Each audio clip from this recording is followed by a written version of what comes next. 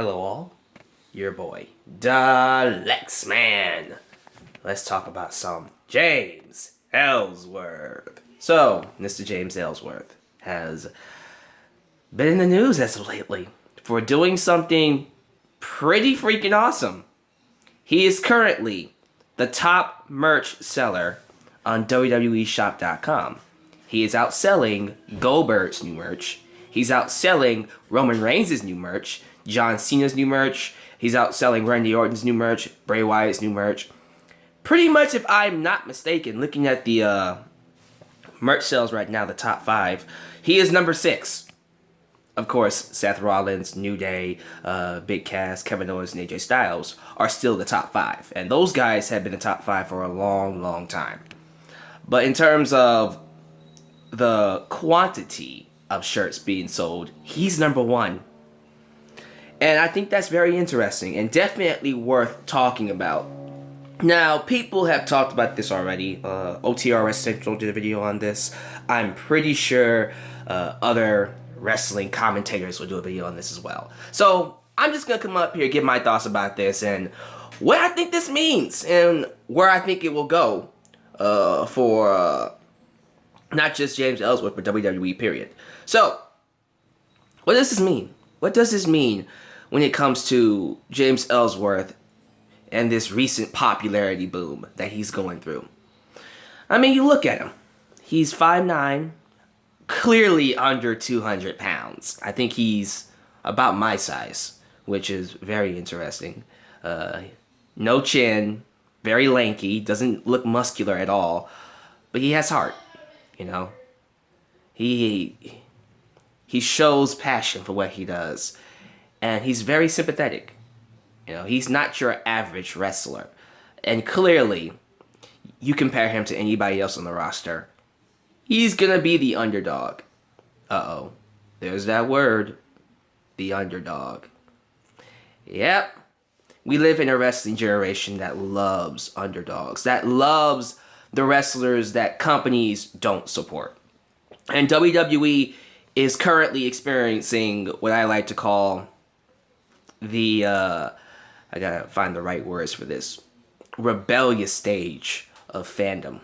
Because fans are so sick of WWE telling them who to like, telling them what to, who to cheer for, telling them what's right and what's wrong, when they're the ones paying their money to come to the arenas to sit in the seats and cheer on who they want to cheer on. This is pretty much the fans' way of saying, look, we don't like what you're giving us. We like this guy, so we're going to get behind this guy.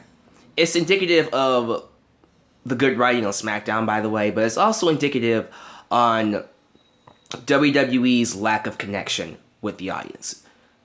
You know, fans are basically showing the WWE, look, we don't like what you're putting out. We don't like the people that you're telling us to like. We like guys like James Ellsworth that's genuine, that's not fake, that is actually good. It is one of those things where, is he like the best wrestler in the world? I don't know. I don't know much about James Ellsworth. But one, he's new. It's different. It's not the same old big, muscular, manufactured, come out of a factory wrestler that we've seen 10,000 times. It's someone that, you know, we can relate to.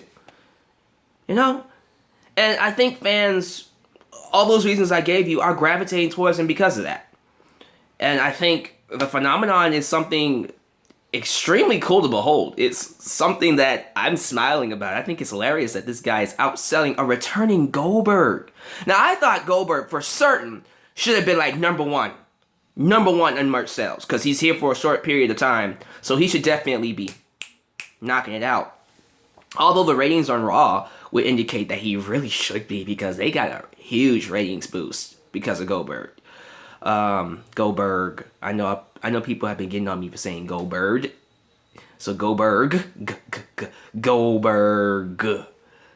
But yeah, you would think he'd be number 1. No, it's James Ellsworth.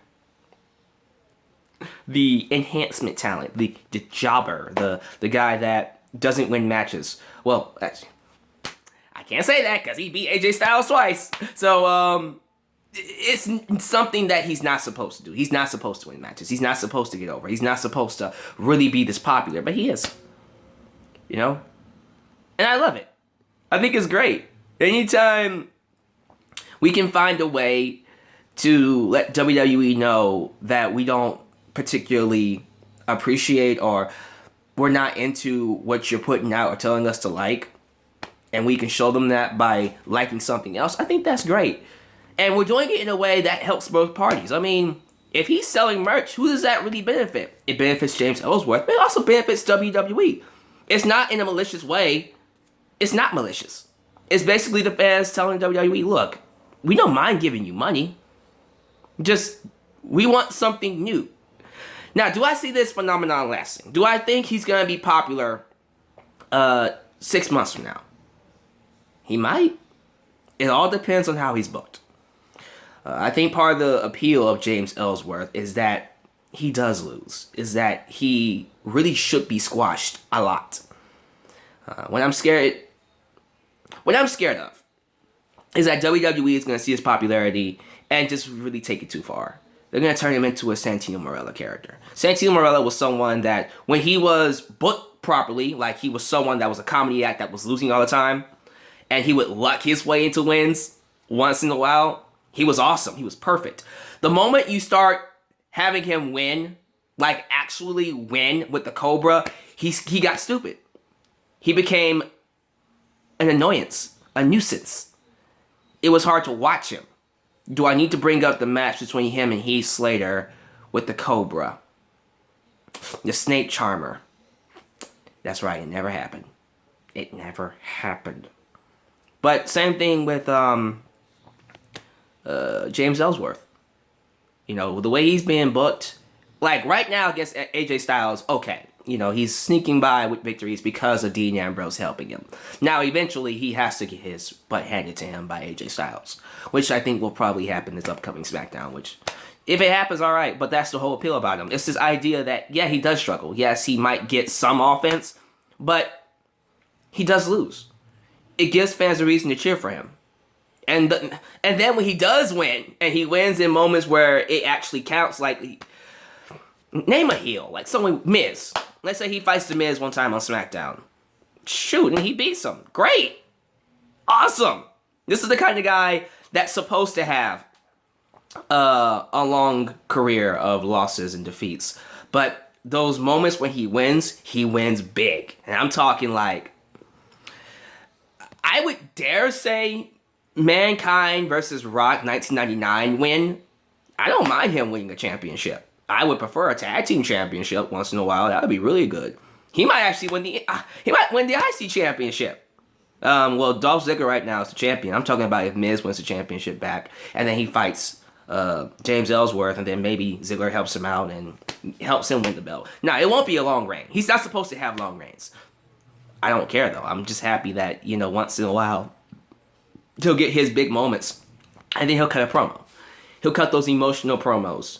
You know, man's gotta fight. If you got 2 fists, you gotta fight. You gotta fight. He's just a cool guy. I like James Ellsworth. I think he's a very likable person. He's very likable. There's nothing about him that makes me go, I really don't like this guy. He's not smug like Roman Reigns. And you can tell that although he's portraying a character on TV, you can tell the way he comes across, his aura, it's real. It's really him. It's really cool. It's one of those things where nice people in wrestling, and this is something that probably most people won't agree with, because, you know, Chris Jericho is someone that said, to get over in wrestling, you have to be an asshole. You have to be mean. You have to stand up for yourself, blah, blah, blah, blah, blah. And, yeah, Rock, Austin, Shawn Michaels, Taker, and Bret Hart, and many others, like the top 10 in history, are people who are great at what they do, but they were not the nicest people to work with backstage. With that said, you know, this whole idea that nice guys don't finish last, that nice guys finish last, excuse me, let me get that right, that nice guys don't accomplish big things in wrestling. You know, that's BS. Eventually, you're going to want to see someone who's good, who's kind-hearted, who actually loves what he does, who actually, does things the right way, accomplish something. A la Daniel Bryan. So let's see what happens. Let's see what WWE does with James Ellsworth going forward. I think the next best thing for him, in my personal opinion, would definitely be tag team, maybe. Smackdown can use some more tag teams, Jesus. Of course, wrap up this feud with AJ Styles, but why not put him in a tag team? Make him the Mikey Whipwreck of SmackDown. There you go. That's another name.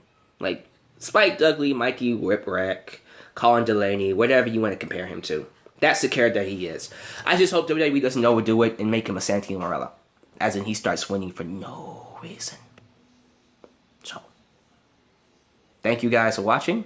Give me your thoughts on James Ellsworth, this whole phenomenon. And I guess I will see you guys in the next video. I guess the last question I should answer is, will I be buying the shirt? You never know. I might come up here with that black James Ellsworth shirt just to, hey, again, prove a point. Organic is what sells, not fake. Fake wrestlers never get over it. If we see this fake, we're not going to like it. Thank you guys for watching. Your boy, Ellsworth, signing off. Peace.